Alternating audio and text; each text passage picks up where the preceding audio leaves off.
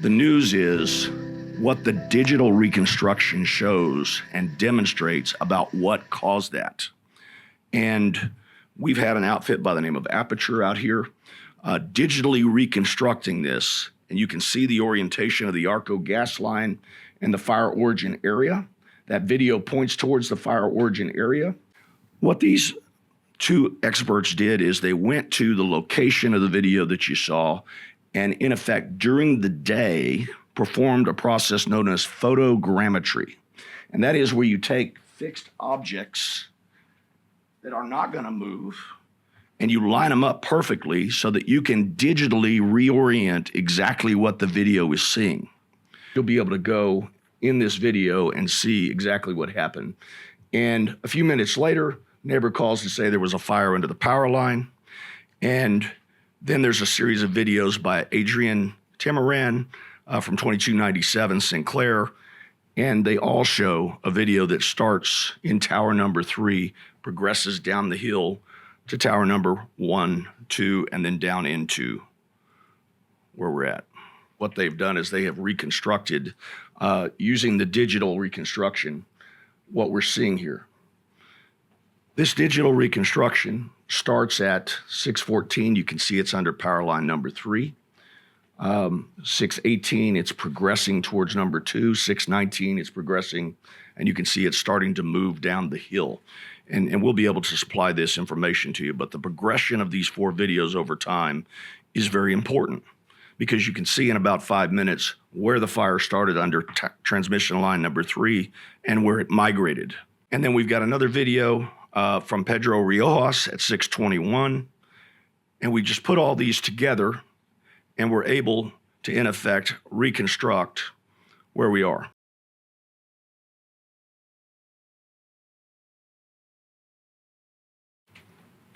All right, so it converts from the night image that you saw this morning, and we're able to, in effect, line it up with the fixed objects during the day through this process known as photogrammetry. It matches the image pixels so that we know the dimensions of where this was, and it doesn't move. We can then take it up the hill. And what you'll see is a matter of digital reconstruction, and this is just math. Nothing's moving around. We know where images are, and we know where the fire is seen in the video that you were shown this morning. There are the 3 transmission lines. Transmission line transmission tower number 3 is right here. And then, in effect, we can superimpose the imagery of where the fire started, and we know exactly where on the transmission tower the fire is seen by, in effect, using the pixel reconstruction.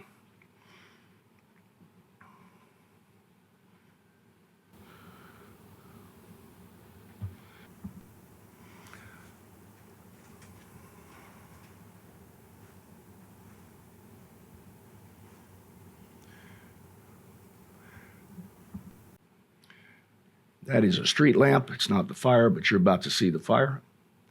Down and to the left of the street lamp, there it is, the first flash. And look where it is relative to the towers. Eventually, that arcing is consistent with what the witnesses saw, and then it's going to catch grass below the transmission line on fire, and you're going to see a second flash 3 seconds later at the same location. 6:10:59 and 6:11:02, and then as we progress, it's going to move on down the mountain. So the Arco station video demonstrates, as a matter of just orientation, where this fire began and how it began. The fire is visible when it's burning down at the bottom of the transmission pole. That is classic sparks hitting combustible material on the ground, catching the dried out grasses, weeds, trees, whatever, and then the fire will move down the hill. Okay? So that's the first one that I wanted to show you. The second one, and we'll run right here. Now this is where the videos from 6:14 to 6:18 are shot. So because we've used LiDAR and 3-dimensional analysis, we know where everything is. And then we can superimpose the video that you've seen, 6:14, 6:18, 6:19, with where we know the transmission poles and the lines are and it will illustrate that it started with Southern California Edison's transmission pole number 3 up at the top, sparked, that's what 2 different witnesses saw, hit combustible material at the base, and now you're seeing the location of the fire in the 614 video. There is no fire on the first 2 transmission towers at this time, and there is certainly no fire from a campsite 300 yards down the hill, which is just nonsense being peddled by lawyers. So this video conclusively shows that this fire started up at the top of transmission pole number 3, fell to the ground, ignited grasses and the like. There are all these videos. I'm not going to go through them again. You've seen them. But this is an important part of fire reconstruction. Our colleagues in the media have done a good job finding some of these videos. We've had investigators out talking to these witnesses. Jeffery Ku is here, his video, some of the others that have provided the videos. And what that allows us to do is to project visual images from all the different angles and reconstruct the fire as a matter of photogrammetry. And so this is conclusive proof as to where the fire started and where it spread. And so we can take all those videos, stabilize them, take the photographs that are taken at 619, take Jeffery Ku's videos. I won't play that again. Take Pedro Rojas's, and we're just going and reconstructing the fire second by second, minute by minute, as it begins to head down the hill to where it incinerated this entire town. Now, if we take all of those fires and use photogrammetry to line up all of the fixed objects, which is what we've done, we can take the cell phone numbers and project what time they were taken. We can take the photographs that you all in the media have been successful in collecting, and we can see the fire spread. And that's what we're seeing.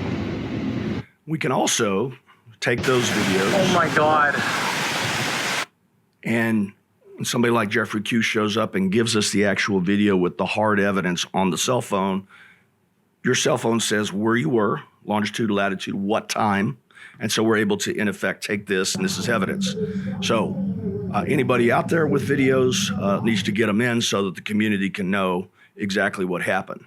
And then we digitally show the fire progression based on these stabilized videos.